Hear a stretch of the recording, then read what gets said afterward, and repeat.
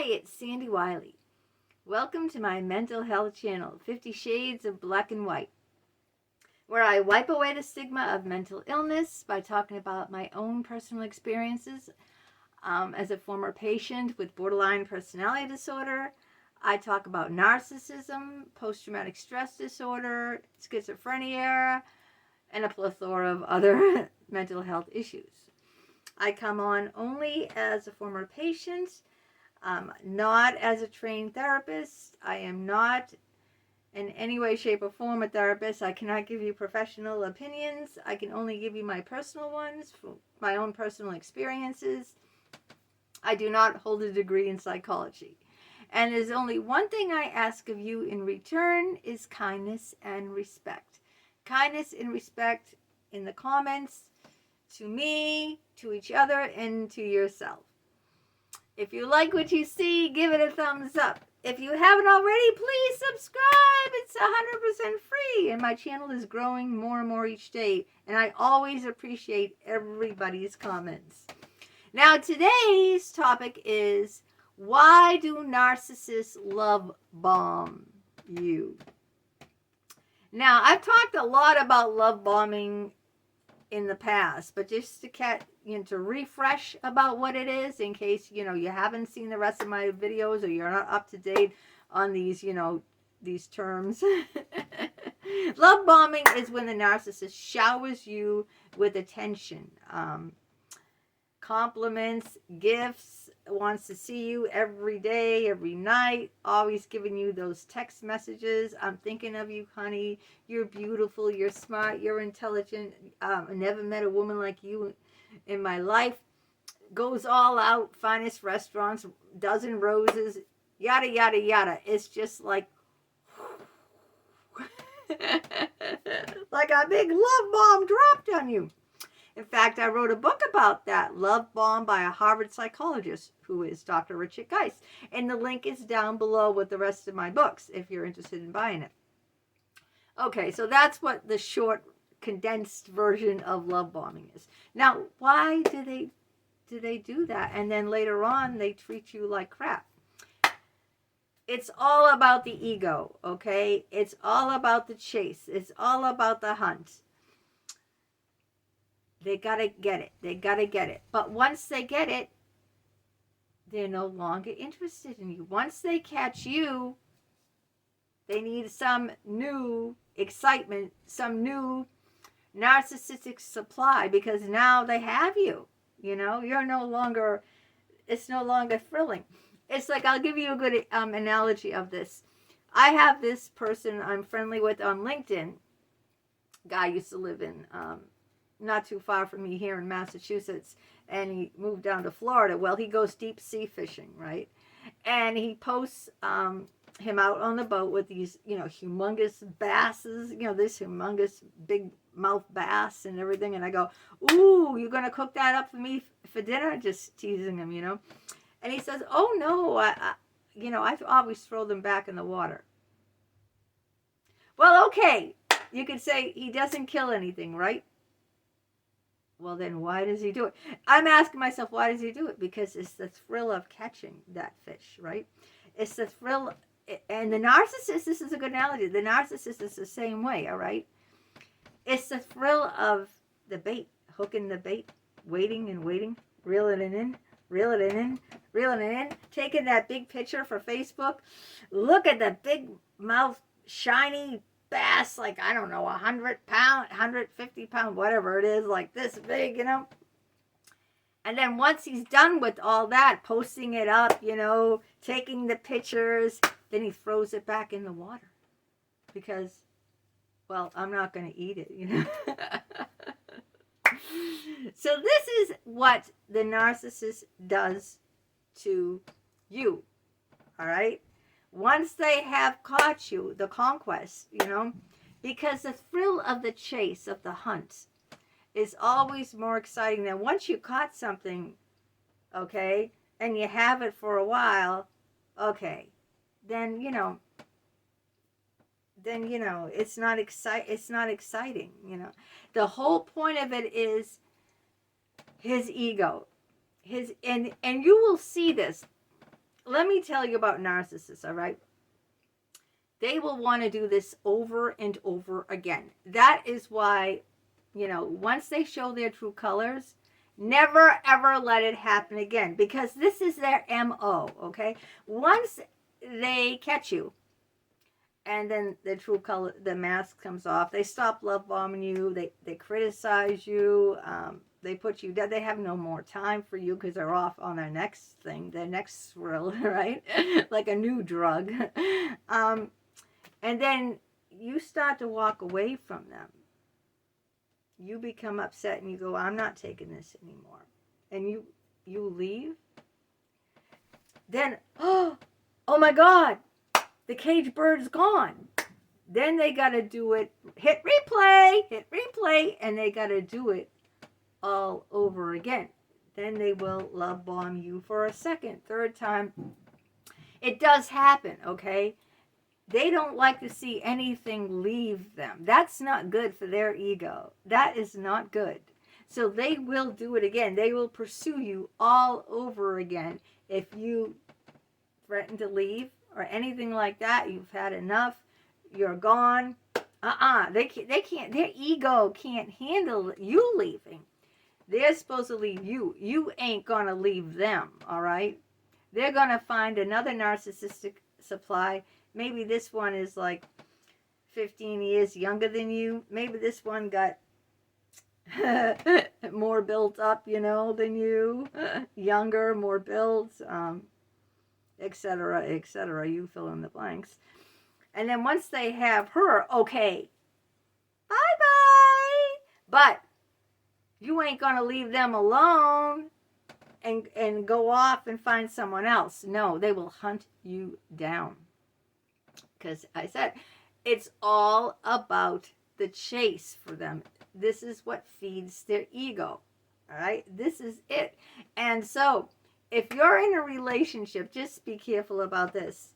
And you make up, you break up. You break up to make up. Have you ever heard that term, you break up to make up? Because the fire behind that. This is what the narcissist thrives on, You're screaming. They always have to have, big excitement, big drama. You're screaming, you're fighting, you're gnarly, you're throwing, you're slapping and pushing and shoving. I had this with my psychologist, Dr. James Barberi. I had this exact narcissistic relationship. Then you leave. And then they got to pursue you all over again. Oh, please, he got on his hands and knees. I'm not kidding you. He got on his hands and knees and begged me not to leave him. On his hands and knees. I always come out here and I say it just like it is. And this is what this guy did. And then the passionate lovemaking after that. Oh, got you back. I got you again. I hooked her again, didn't I? And then the lovemaking and the passion.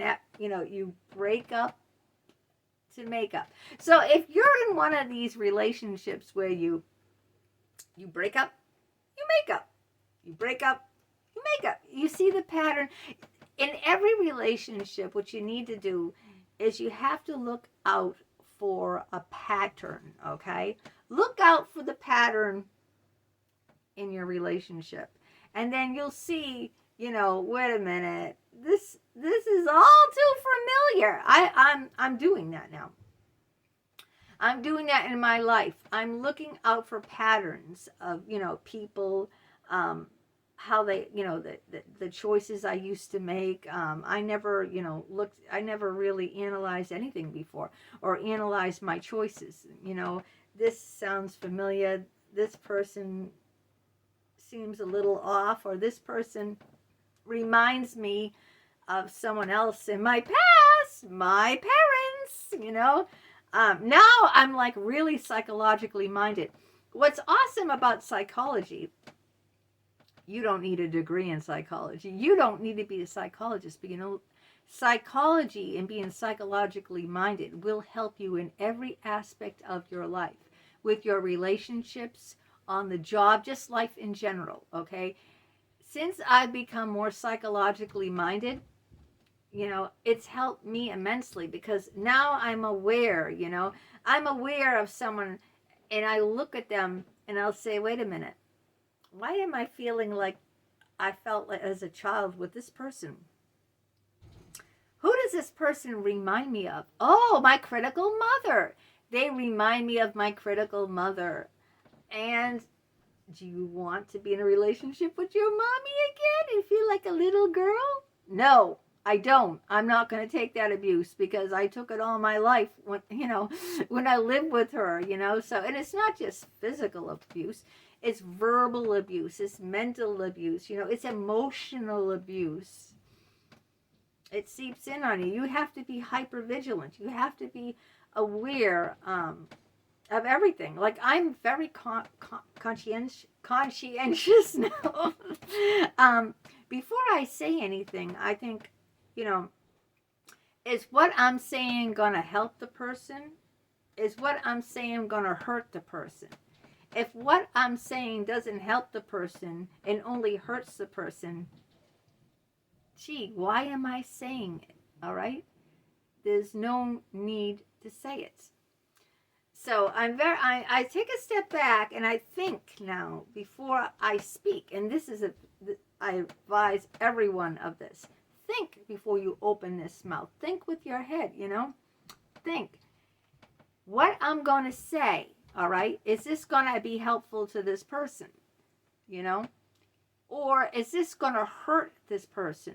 And if it's going to hurt the person and not be helpful to the person, then why am I going to say it? See? Like if my son says to me, Mom, I think you're drinking too much, all right?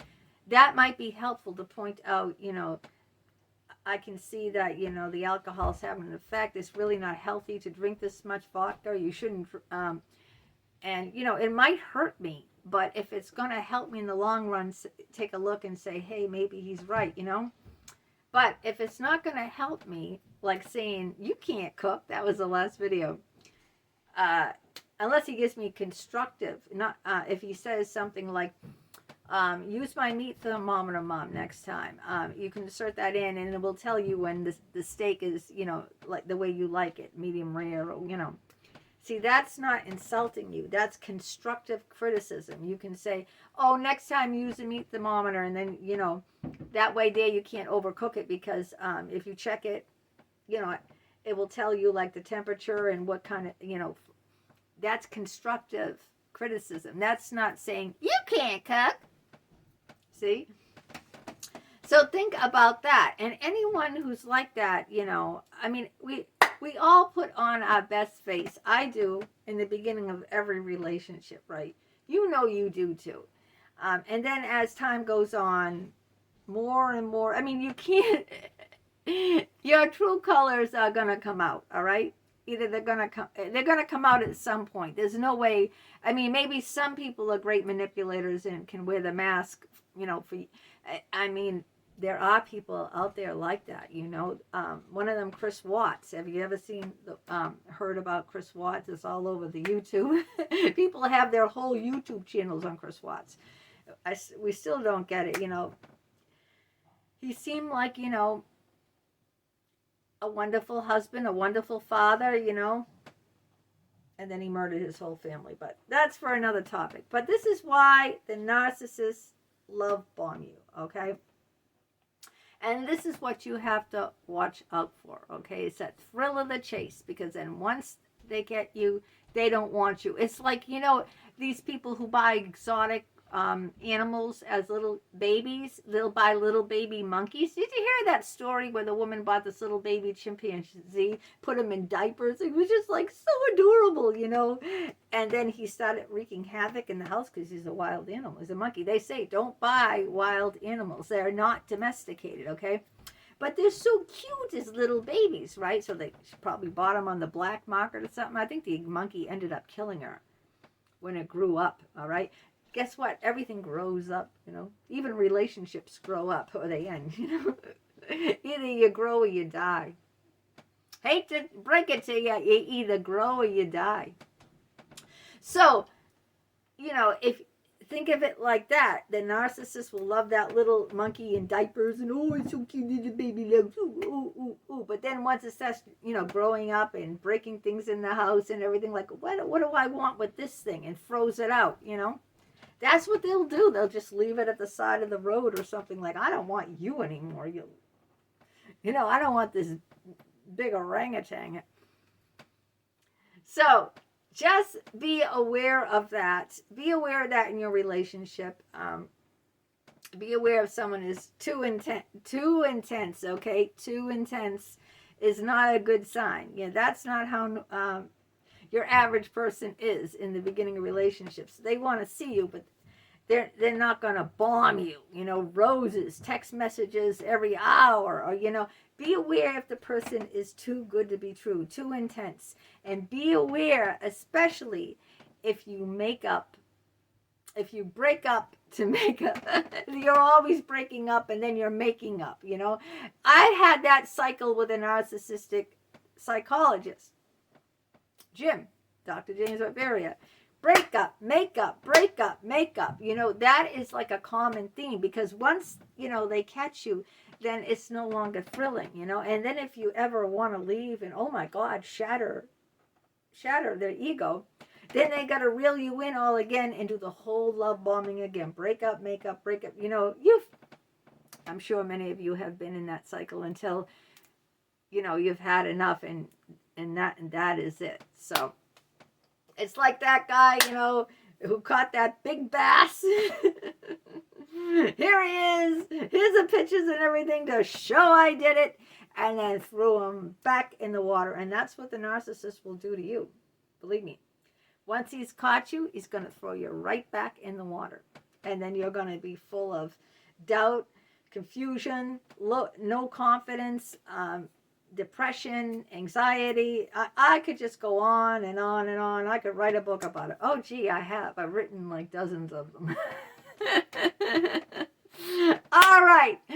Let me know in the comments if you've experienced that, the love bombing thing. And someone wrote me a comment and said they were a narcissist. And on my last video, and I asked them, were you diagnosed as that? And I wanted them to talk more about it. They just said, I'm a narcissist. Okay, great. There's nothing wrong with commenting in the comments you're a narcissist.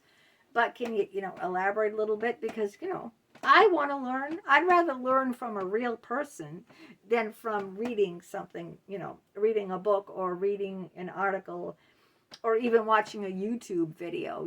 I'd rather a real person, tell me their experiences. That's why I love your comments. Love your comments. Keep commenting. And